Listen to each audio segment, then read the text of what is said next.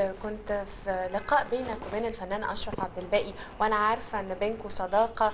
اتكلمت عن بداياتك وقد إيه كان عندك صعوبات في البداية ويعني كافحت. يعني أنت مش من الناس اللي كان في بقهم معلقة ذهب في البدايات، وكنت بتشتغل في مجال الأخشاب وبتعمل حاجات كده معينة. مش فاهمة إيه عامل قشرة دي، يعني اشرح لي. فهمني يعني بص، هي دي بدايات ملهاش علاقة بالبدايات الفنية خالص. هي كانت حكاية ليها علاقة مشوار حياة يعني. في اسكندرية. أها. كنا بندرس العادي، دراستنا العادية. وكان لما بيجي علينا الصيف كانت موضة اياميها انك ما ينفعش انك ما تشتغلش. يعني احساسنا بقى بان الواحد بدأ يكبر شوية، كنا لسه مثلا في تانية اعدادي، حاجة كده يعني. صغير قوي. لكن كان مسيطر على فكرنا ساعتها فكرة انك خلاص بقى لازم تعتمد على نفسك. يعني لازم فكان عندنا جارنا وزميل عزيز، يعني ابنه زميلي واخويا وحبيبي لغايه دلوقتي. و... فقال لي خلاص تعالى اشتغل معانا في الصيف في الورشه. يعني هي ورشه قشره، عارفه اللي هي بيبقى ليها اشكال معينه وبتتحط على الخشب بغيره معين، وبغيره بيتشد بشكل معين ولازم يثبت. فطبعا انا من يوم ما اتولدت على الدنيا ما فلحتش في حاجه خالص في حياتي غير التمثيل. يعني ما عرفتش يبقى لي مهنه اخرى يعني. فكان كل ما يقولوا لي حاجه عشان اعملها فكنت ببوظ الدنيا، يعني اعمل حاجه غلط يعني. انا لو كنت معاكوا بقى كنت انت هتحط القشره وانا اروح شايلها لك على طول.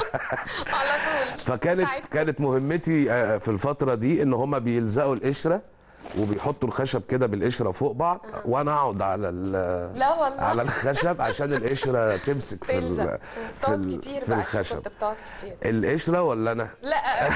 القشره بتقعد كتير. لا، القشره بقى بتقعد بقيه العمر بقى، خلاص بتبقى حاجه في المده الزمنيه شكلها بقى حلو بتقعد يعني. عليها. انا ممكن اقعد مثلا ساعه. ما بتزهقش؟ لا بص، انا يعني الشغلانه دي ما استمرتش فيها اسبوع.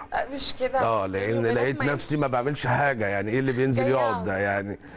لكن اقصد اقول لك ان الفكر كان عامل كده زمان، ان هو انا بدرس في الشتاء، والصيف بالنسبه لي ما هواش لعب، ما هواش لا، الصيف بالنسبه لك ان طالما انت راجل لازم تعتمد على نفسك، لازم تشتغل. طبعا ما افتكرش ان كان في عائد من الحكايه يعني. لكن الفكره نفسها، فكره انك ازاي تشتغل، ازاي ما فيش حاجه اسمها وقت فراغ. عكس اللي حاصل اليومين دول عند الشباب، ما بقوش بيحبوا الشغل. البدايات مع اسماعيليه رايح جاي، الفيلم ده كسر الدنيا. التجربه كلها جديده على السينما المصريه، وقمت فيه بدور صغير لكن كانت بدايات يعني. طبعا. ارهاصات وانطلاقه اولى. طبعا في الاول كان في مسرح الجامعه، بعد كده ست الستات. يعني الدورين دول افادوك في ايه في بدايه مشوارك الفني، وشايفهم ازاي؟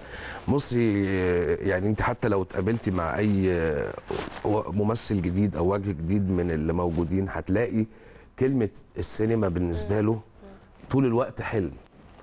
أنا في الفترة دي كنت بدأت أعمل مسرح، وكنت وبدأت أعمل حاجات صغيرة في التلفزيون. كان مسلسل الرجل الآخر فعلا صورته يعني. لكن فكرة السينما حلم، حلم إن شاء الله يا رب مشهد. فجالي فيلم اسماعيليه رايح جاي، كان الدور أكبر من كده شوية على فكرة. يعني مش اتقص. الفيلم ده له ظروف غريبه يمكن الناس ما تعرفهاش. الفيلم ده قعد فتره طويله جدا يتصور.